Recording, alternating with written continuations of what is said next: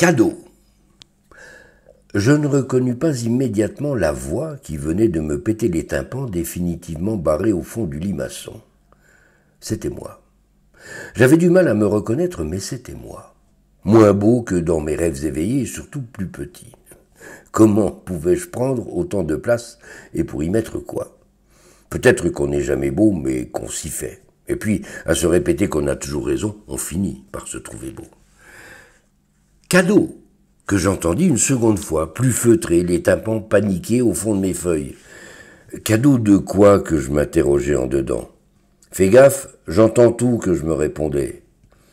L'autre moi, planté devant le moi encore couché, commençait à me baratiner que le temps des bilans était venu et qu'il me fallait rendre des comptes. Sur le coup, ça m'a fait rigoler parce que les comptes et moi, ça a toujours fait moins que rien. Alors, toujours sans causer, j'ai dit que ça ne devrait pas nous prendre beaucoup de temps de rendre quoi que ce soit à qui que ce soit, vu que je n'avais rien. De ma voix grave et sur un ton de reproche, que je me connaissais bien entre mépris et sarcasme, je ponctuais « Je suis très sérieux ». Mais à la fin, qu'est-ce que je me voulais? Et surtout, de quelle nature pouvait être ce cadeau qui avait fait valser mes tympans? Et qui étaient tous ces gens, ces hommes plantés là sur 3 rangs, dont un versé sur un escalier où se balançaient des têtes d'ahuris vraisemblablement pressés de me voir rendre des comptes? J'en reconnaissais certains, rares, des amis très proches aussi, mais surtout une multitude d'inconnus. Le cadeau ne pouvait qu'être la salve d'applaudissements censés rendre hommage à mon ultime scène et que tous nourriraient d'un seul cœur. Tu rigoles que je me taisais à dire? Ce sont là les maris. Les maris? Les maris. Mais quels maris? Les maris trompés, les maris de tes maîtresses. Il en manque, que je m'interrogeais. Ils t'attendent de l'autre côté, prêts à t'accueillir comme il se doit. Et d'une seule voix, la meute de beugler « Pourquoi moi ?» Le voilà bien le problème que je m'expliquais. Et de continuer ma démonstration, comme quand j'allais au tableau, ignorant de ce que j'allais bien pouvoir imaginer pour m'en sortir. Le voilà bien là le problème. Pas un ne s'est posé les questions « Pourquoi elle, pourquoi lui ?»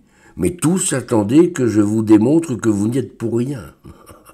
Les voilà bien là, les maris. L'amour, un péché de jeunesse.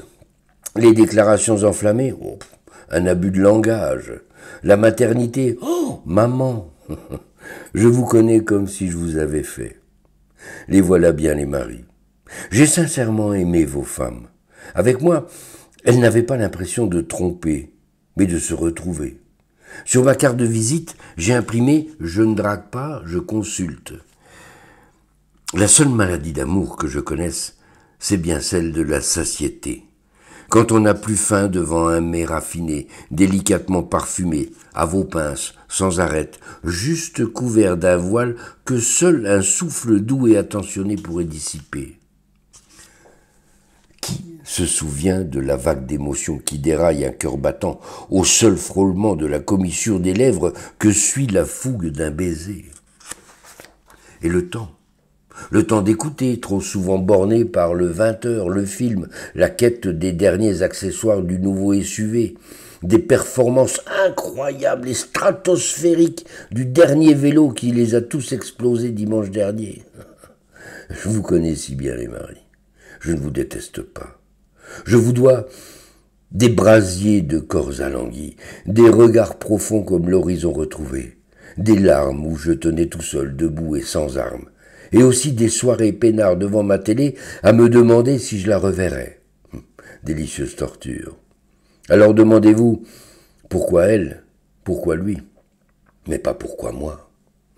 Et puis, tombé du lit, je jetais un coup d'œil par-dessus les draps pour m'assurer que j'y étais seul, sans l'autre, sans les comptes à rendre, le portail à réparer, la cheminée à ramoner et ma moitié aussi.